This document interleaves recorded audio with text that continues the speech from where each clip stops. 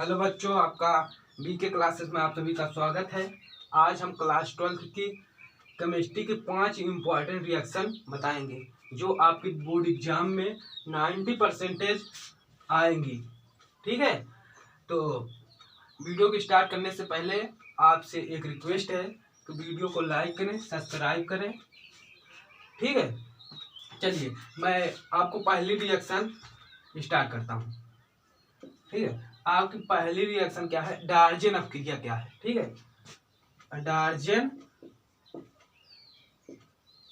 अपक्रिया क्या है? डार्जन रिएक्शन। हाँ, ठीक है। जब जब किसको, जब एल्कोहल को आपको मालूम होना चाहिए। एल्कोहल को किससे प्रदर्शित करते हैं? ROH। ठीक है, ये एल्कोहल का सम्मान सूत्र है। जहां आर एल्किल समूह है। ठीक है, जब एल्कोहल को किसके उपस्थिति में? कार्बन टेट्राक्लोराइड की उपस्थिति में। किसकी उपस्थिति में? कार्बन टेट्राक्लोराइड की उपस्थिति में थायोनिल क्लोराइड से अपक्रिया कराते हैं। किससे? थायोनिल क्लोराइड से। आपको थायोनिल क्लोराइड का फार्मूला याद होना चाहिए। नहीं याद है तो आप स्क्रीनशॉट लेकर इसे आराम से याद कर सकते हैं। ठीक है, तो इससे अपक्रिया कराते हैं। तो इसको मैं एल्किल समूह लिख देता हूँ, कोई भी लिख दो। ठीक है, C2H5 मैं लिख देता हूँ। C2H5 से अपक्रिया कराते हैं तो एल्किल हाइलाइड बनता है। ठीक है, और आपका क्या बनता है? एक HCl बाहर होगा, है ना भैया, HCl। और एक आपका SO2 बनेगा, सोडियम सल्फर डाइऑक्साइड जिसको बोलते हैं। आपका इसे मैं नाम लिख देता हूं। ठीक है, थायोनिल क्लोराइड है। और इसको जानते हो एथिल एल्कोहल क्या है? Ethyl alcohol. ठीक है,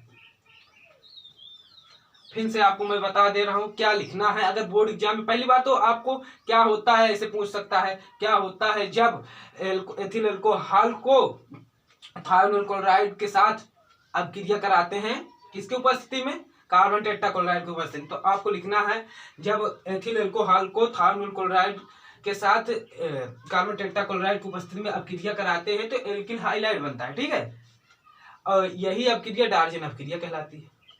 आप इसका स्क्रीनशॉट ले लें, हम आपको दूसरी रिएक्शन बताते हैं, आप इसे याद कर लेना आसानी से, कोई इसमें ज्यादा बड़ी बात नहीं है। ठीक है, चलिए ये हो गया। अब आपको मैं दूसरी इंपॉर्टेंट रिएक्शन बताता हूं, आप इसे मिस मत करना, हमारी बात को ध्यान से समझना। ठीक है, आपको मैं दूसरी रिएक्शन बताता हूं, वुड्स अपक्रिया क्या है, और मार्कर भी। वुड्स अपक्रिया क्या है? जब एल्किल हाइलाइड, अभी इसके बाद में मैं एल्किल हाइलाइड के एल्किल के ऊपर चर्चा किए थे। एल्किल हाइलाइड नहीं मतलब कि एल्किल मतलब हाइलाइट जो होते हैं यक्स उनको कहा है, वो क्या होते हैं? हाइड्रोजन परमाणु होते हैं। आपको मैं हाइड्रोजन परमाणु के बारे में एक बार रिलेशन करवाता हूं। फ्लोरीन, क्लोरीन, ब्रोमीन, आयोडीन और एस्टेटिन। एस्टेटिन का बहुत कम ही उपयोग होता है, ये चार आपको समझ लो, रट लेना है। और एल्किल समूह क्या है? CH3, C2H5। ठीक है, आप ऐसे लिख सकते CH3 या 7 ऐसे डॉट डॉट डॉट। ठीक है, इसे याद कर लेना, बस इतने में आ जाएगा आपका आराम से। वुड्स अपक्रिया क्या है मैं इसे बताता हूँ। फिर जब एल्किल हाइलाइड को, किसको? जब एल्किल हाइलाइड को सोडियम धातु, जब एल्किल हाइलाइड को सोडियम धातु के साथ शुष्क ईथर की उपस्थिति में अपक्रिया कराते हैं तो क्या बनता है? एल्केन बनता है। दिखाते हैं आपको, RX 2Na R डैश समझने के लिए। ठीक है, अब शुष्क ईथर, ये बात जरूर लिखना, किसकी उपस्थिति में? शुष्क ईथर की उपस्थिति में, शुष्क ईथर, ठीक है। एल्केन आपको बनाना है, सिंगल बॉन्ड से दिखा देते हैं, और आपका 2NaX।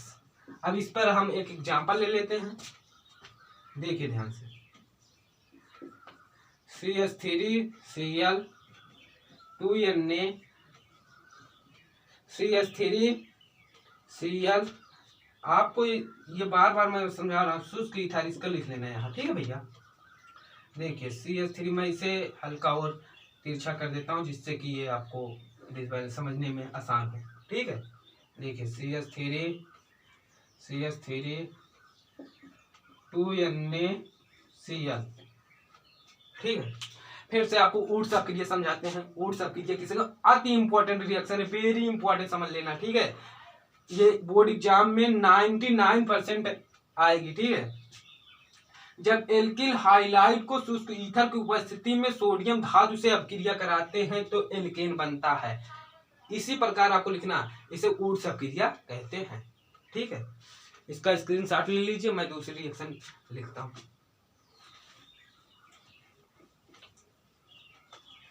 ठीक है। लगे रहना वीडियो के अंत तक, वीडियो को आराम से देखना। इसके बाद मैं चलता हूं, आपको कोल्बे स्मिट अपक्रिया बताता हूं। क्या बताता हूं? तीसरी रिएक्शन ना आपकी, कोल्बे स्मिट अपक्रिया क्या है? अपक्रिया क्या भैया? स्मिट, देखिए जब सोडियम फिना ऑक्साइड को, ध्यान समझना हमारी बातों को, सोडियम फिना ऑक्साइड का आपको फार्मूला याद होना चाहिए। नहीं याद हो कोई बात नहीं, लेकिन याद कर लेना। का सोडियम फिना ऑक्साइड को कार्बन डाइऑक्साइड तो आप जानते हैं CO2 को 125 सेल्सियस, कितने सेल्सियस? 125 सेल्सियस ताप पर और उच्च दाब, जैसे आप 4 से 7 वायुमंडल ले सकते हैं, वायुमंडल, ठीक है। इसे गर्म करते हैं तो सैलिसिलिक अम्ल का, ध्यान समझना, सैलिसिलिक अम्ल का सोडियम लवण। अच्छा, इससे तो आप फेमस होंगे कि बेंजीन की रिंग है, तो यहाँ का एक H ये इसके साथ आकर ऐड हो जाएगा, OH आपका बना लेगा, और ये क्या बना लेगा? CONA, और दिख नहीं रहा, हल्का छोटा कर देते हैं, ठीक है भैया, समझ जाना, Na है आपका लिखा है। फिर उसके बाद हम किसी अम्ल द्वारा अम्लित करते हैं, इसे यहाँ लिख दे रहे हैं, ठीक है। ये रिएक्शन को आप समझ लेना। किसी अम्ल द्वारा हम ले लेते हैं तनु HCl को अम्लित करने पर सैलिसिलिक अम्ल देखो आपका कैसा प्राप्त होता है। आपको इसे कुछ नहीं करना है, OH आपका ऐसा रहेगा, और यहाँ का एक H इसके साथ आकर ऐड हो जाएगा, OH बना लेगा, ठीक है। और आपका ये Na जो है, यहाँ देखिए Na और NaCl यहाँ बाहर आ जाएगा। आप इससे चाहे तो यहाँ भी लिख सकते, कोई दिक्कत नहीं है, ठीक है। अब देखिए आपको एक बार फिर समझाते हैं कोल्बे स्मिट अपक्रिया क्या है। जब सोडियम फिना ऑक्साइड, ये सोडियम फिना ऑक्साइड है, और इसको ध्यान से याद कर लेना, सोडियम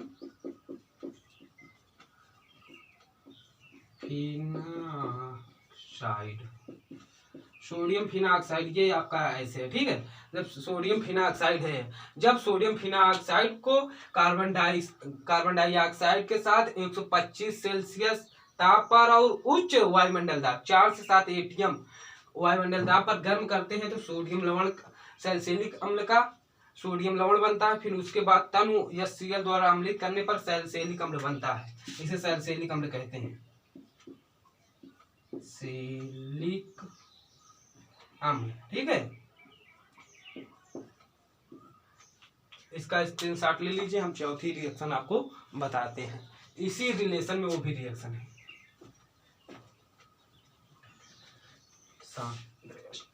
कोई बात नहीं, ये तो आपकी कोल्बे स्मिट अपक्रिया थी, मैं इसे नहीं मिटाऊंगा, वो आपकी रिएक्शन है क्या? इसमें टफ क्रिया क्या है, इसमें टफ क्रिया क्या है, ये आपकी चौथी रिएक्शन हो जाएगी। इसमें रिलेशन आपको समझना पड़ेगा, नहीं बच्चे क्या करते हैं कंफ्यूज होता है कोल्बे स्मिट अपक्रिया क्या है और स्मिट अपक्रिया क्या है। ठीक है, तो आपको ऐसा नहीं करना है, आपको बातों को ध्यान से समझना है। देखिए स्मिट अपक्रिया क्या है, जब मोनोकार्बो, अच्छा भैया इसे तो आप फेमस होंगे, जानते हैं इसे क्या है, मोनोकार्बोक्सिलिक अम्ल है, लिख देता हूं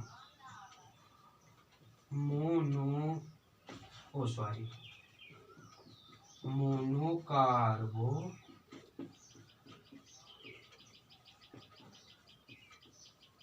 अम्ल। ठीक है, हाइड्रोजोइक अम्ल का सूत्र आपको याद होना चाहिए, नहीं याद है लेकिन याद कर लेना, मिस मत करना भाई प्लीज, आपसे रिक्वेस्ट है।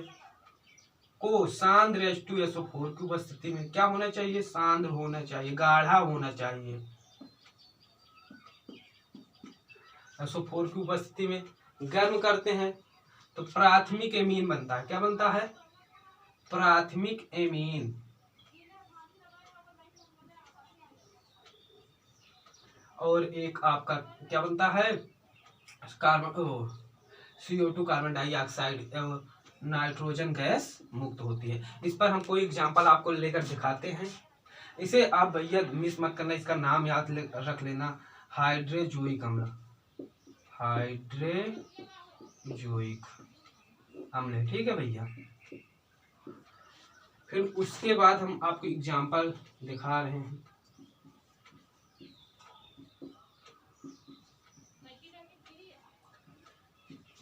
यहाँ आपको लिखना है क्या, सांद्र H2SO4, बार बार इसे लिखने से आपको मतलब ये कैटालिसिस है ना भैया, तभी तो रिएक्शन कोई भी पूर्ण होती है।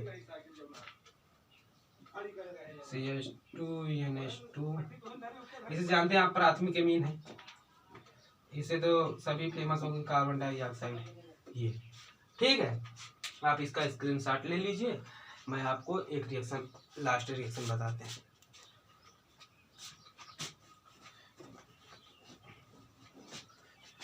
आपकी पांचवी रिएक्शन क्या है, कैसे है, बहुत फेमस रिएक्शन है ये, समझ लीजिए।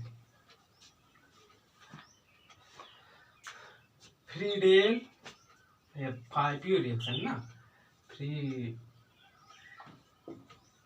फ्रीडेल क्राफ्ट, दिख नहीं रहा था, कोई बात नहीं, फ्रीडेल क्राफ्ट अभिक्रिया क्या है। जब फिनाल को स्ट्रक्चर तो सभी लोगों को मालूम होना चाहिए, नहीं बड़ा बनाते हैं हम आप लिए समझने के लिए आपको, फिनाल। ठीक है बच्चों, फिनाल को निर्जल एल्युमिनियम उत्प्रेरक सबसे पहले आपको उतारना है, निर्जल होने चाहिए, मतलब जल रहित होना चाहिए, निर्जल एल्युमिनियम क्लोराइड को किससे, मेथिल क्लोराइड CH3Cl के साथ अभिक्रिया कराते हैं तो पैराक्रिसाल, मुख्य उत्पाद क्या बनता है, फिनाल का पैराक्रिसाल बनता है। देख लीजिए भैया, फिनाल को पैराक्रिसाल, और इसको टाइलून भी बोलते हैं भैया, टाइलून। ठीक है, और एक HCl। ठीक है बच्चों, समझ में आया कि नहीं, इसे हो भैया ऐड कर लेना है। थैंक्स, धन्यवाद।